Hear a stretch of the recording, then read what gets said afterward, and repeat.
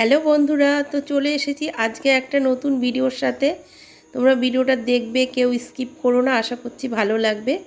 তো যাই হোক, আমার পরিচয়টা দিয়ে দিই। আমি হলাম ময়না, আর আমার ইউটিউব চ্যানেলের নাম হলো ময়না ব্লগস 11। তো তোমরা সবাই সাবস্ক্রাইব করে দিও, আর ফেসবুক পেজ থেকে দেখলে অবশ্যই ফলো করে দিয়ে পাশে থেকো। তাহলে চলো শুরু করা যাক, আর কথা না বাড়িয়ে। তো বন্ধুরা, আমার মায়ের এক সপ্তাহ ধরে খুব শরীরটা খারাপ, মাথা ঘুরছে, প্রেশার বেড়ে গেছে, স্পন্ডিলাইটিসের ব্যথা, তো অনেক রকম সমস্যা আরও আছে, পরে তোমাদের বলছি। চলে এসেছি বন্ধুরা জীবনজ্যোতি ওষুধের দোকান, সেখানেই ডাক্তারবাবু বসেছেন, তো পেশেন্ট দেখছেন ভেতরে।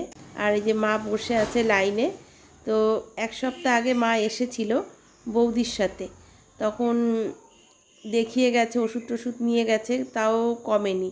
তারপরে আবার আমাকে নিয়ে এসছে এক সপ্তাহ পরে। তো ডাক্তারবাবুকে দেখানো হয়ে গেছে, ইঞ্জেকশান লিখেছে, দেখো ইঞ্জেকশান দিচ্ছে ওই দোকানেরই দাদা। আর মায়ের শুধু একটা প্রবলেম না, অনেক রকম প্রবলেম আছে। হাই প্রেশার, তারপরে সুগার ছুঁই ছিল, এখনও হয়নি। তারপরে আবার কি বলবো, ওই শ্বাসকষ্টের প্রবলেম আছে, ইনহেলার সবসময় পাম্পটা টানতে হয়। তারপরে স্পন্ডিলাইটিসের ব্যথা আছে, পায়ে ব্যথা, কোমরে ব্যথা, ঠিক মতন দাঁড়াতে পারে না, জানো, উপর হয়ে হয়ে হাঁটে। তো যাই হোক, ওষুধ আবার লিখেছে, দেখো ওষুধ নিয়ে নিলাম। আর ডাক্তারের কাছে আসলেই তো মানে কত ওষুধ, কত মানে কি আর বলবো। এর আগের সপ্তাহে এসেছিলো, তখনও অনেক ওষুধ নিয়ে গেছে, কিছুই হয়নি, কমেনি। তারপরে যাই হোক, অনেক রকম টেস্ট লিখেছে, ইউরিন টেস্ট, ব্লাড টেস্ট, ঘাড়ের এক্সরে। তারপরে আসার পথে দেখো বন্ধুরা, এখানে যে মায়ের মূর্তিগুলো বানাচ্ছে, যেহেতু পুজো আর বেশি দিন নেই, চলেই এসেছে প্রায়।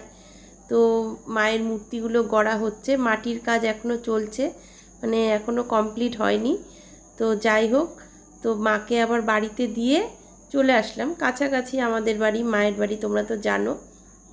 এসে আবার প্রত্যেক দিনের মতো আটা মেখে নিলাম।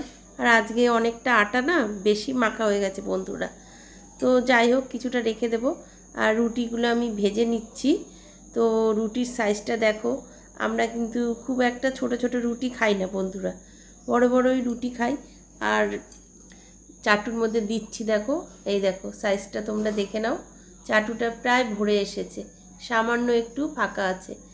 আমরা বড় বড়ই রুটি খাই। আর এই দেখো, যেরকম বলছিলাম যে কতটা বেশি হয়ে গেছে, তো এটা রেখে দেব, কোনো ব্যাপার না, ফ্রিজে কালকে খাওয়া হয়ে যাবে। আর তখন কিন্তু গরম ছিল, এই বৃষ্টির আগে এই ভিডিওটা করা হয়েছিল। এই তরকারিটা দিয়ে খাওয়া দাওয়া হবে রাত্রে। এটা হলো আর মাছ, ডিম আর সোয়াবিন দিয়ে একসাথে তরকারি করেছিলাম। তো বন্ধুরা, আমারও কিন্তু ঠান্ডা লেগেছে, ভয়েস দিতে দিতে গলাটা আরও ভার হয়ে যাচ্ছে। তো যাই হোক, ভিডিওটা দেখলে, ভালো লেগে থাকলে অবশ্যই সাবস্ক্রাইব করে দিও, আর ফেসবুক পেজ থেকে দেখলে ফলো করে দিয়ে পাশে থেকো। তাহলে চলো টাটা, ভালো থেকো সবাই, সুস্থ থেকো, আবার দেখা হবে নেক্সট ভিডিওতে।